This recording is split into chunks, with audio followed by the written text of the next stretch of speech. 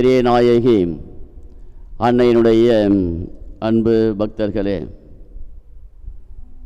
இன்றைய உலகிலே பல நேரங்களிலே ஊடகங்கள் தங்களுடைய வேலைகளை செய்து கொண்டிருக்கின்றன. அதிலே குறிப்பாக சொல்ல வேண்டுமென்றால், ஒரு சில கிராமங்களிலே சாலை வசதிகளோ அல்லது மற்ற அடிப்படை வசதிகளோ இல்லாத பொழுது அதனை ஊடகங்கள் எடுத்துரைக்கின்ற பொழுது அது அரசனுடைய கவனத்திற்கு சென்று அந்த அடிப்படை தேவைகள் வசதிகள் அங்கே நிறைவேற்றப்படுகின்றது. இப்படி பல நேரங்களிலே ஊடகங்கள் நல்ல செயல்களை செய்து கொண்டிருக்கின்றன. அதே நேரத்தில் பல நேரங்களிலே ஊடகங்கள் கருத்து கணிப்புகள், புள்ளி விவரங்கள் என்கின்ற அடிப்படையிலே பல்வேறு தீர்மானங்களை அல்லது பல கணிப்புகளை வெளியிடுகின்றது.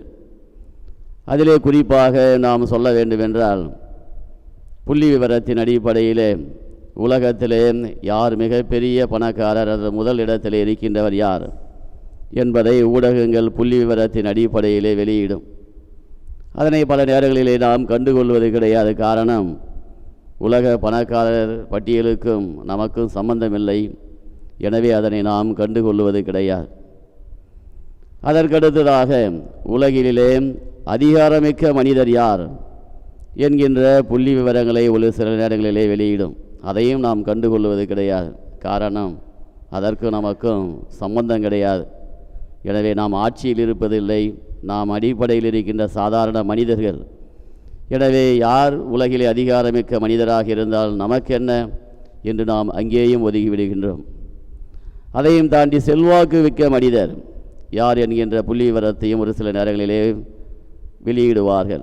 அதையும் நாம் கண்டுகொள்வது கிடையாது. ஏனென்றால் அதற்கும் நமக்கும் சம்பந்தம் கிடையாது. இப்படியாக பல நேரங்களிலே புள்ளி விவரங்கள் மனிதர்களுக்குள் பொறாமைகளையும் போட்டிகளையும் உருவாக்குகின்றது. அது நமக்கு தேவையற்றதாக இருந்தாலும், நமக்கும் அதற்கும் சம்பந்தம் இல்லாமல் இருந்தாலும், ஆனால் சம்பந்தப்பட்ட மனிதர்களிடத்திலே அது போட்டிகளையும் பொறாமைகளையும் உருவாக்குகின்றது. ஒரு சில நேரங்களிலே அதுவே உலக நாடுகளுக்கு இடையில் சண்டைகளும் போர்களும் ஏற்படுவதற்கு காரணமாக கூட இருக்கலாம். இன்றைய நற்செய்தியிலே திருமுழுக்கு யோவானுக்கும் ஆண்டவர் இயேசுவுக்கும் இடையிலே யூதர்கள் அப்படிப்பட்ட ஒரு புரளியை அல்லது ஒரு போட்டியை கிளப்பி விடுவதை நம்மால் பார்க்க முடிகின்றது. முதலிலே திருமுழுக்கு யோவான் மனமாறி நற்செய்தியை நம்புங்கள் என்று கூறி பல மக்களுக்கும் திருமுழுக்கு கொடுத்து மனமாற்றத்திற்கான ஒரு அழைப்பினை கொடுத்து கொண்டிருந்தார். ஆனால் இப்பொழுது ஆண்டவர் இயேசு கிறிஸ்துவும் திருமுழுக்கு கொடுக்கின்றார். எனவே இதனை பார்க்கின்ற யூதர்கள் சும்மா இருக்கவில்லை. எப்படியாவது இவர்களுக்குள் சண்டையை மூட்டிவிட வேண்டும், இவர்களுக்குள் கருத்து வேறுபாடை உருவாக்க வேண்டும். அதன் வழியாக இவர்கள் எதற்காக பாடுபட்டு உழைக்கின்றார்களோ, எந்த ஒரு கருத்தினை மக்கள் முன்னிலையிலே இவர்கள் கொண்டு சேர்க்க வேண்டும் என்று ஆசைப்படுகின்றார்களோ, அப்படிப்பட்ட கருத்துக்களை அவர்கள் கொண்டு சேர்ப்பதிலிருந்து அவர்களை தடுக்க வேண்டும் என்கின்ற எண்ணத்தோடு இங்கே யூதர்கள் யோவானுடைய சீடர்களோடு உரையாடுவதையும் முறையிடுவதையும் நம்மால் பார்க்க முடிகின்றது.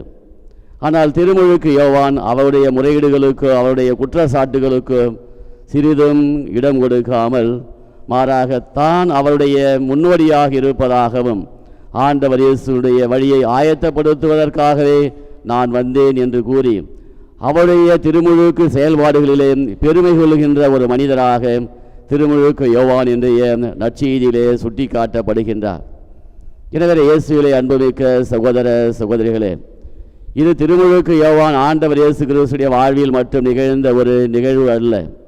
மாறாக இன்றும் நம்முடைய குடும்பங்களிலும் நமக்கும் இப்படிப்பட்ட பல்வேறு சோதனைகள் உருவாகி கொண்டுதான் இருக்கின்றது.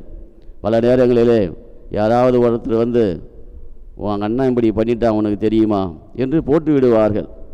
அப்பொழுது நாம் அவர்களுடைய வார்த்தைகளுக்கு செவி கொடுக்காமல் நிதானமாக செயல்படக்கூடிய ஒரு மனிதர்களாக இருக்க வேண்டும் என்பதைத்தான் திருமுழுக்கு யோவானுடைய வாழ்வு நமக்கு சுட்டி காட்டுகின்றது. அங்கே திருமுழுக்கு யோவான் நிதானம் தவறவில்லை, அவசரப்படவில்லை. மாறாக ஆண்டவர் இயேசுடைய அந்த திருமுழுக்கு செயல்பாடுகளிலே பெருமை கொள்ளுகின்ற ஒரு மனிதராக அங்கே திருமுழுக்கு யோவான் சுட்டி காட்டப்படுகின்றார். நம்முடைய வாழ்விலும் பல நேரங்களில் இப்படிப்பட்ட கருத்துக்கள் நம்மை வந்தடைந்து கொண்டே இருக்கும்.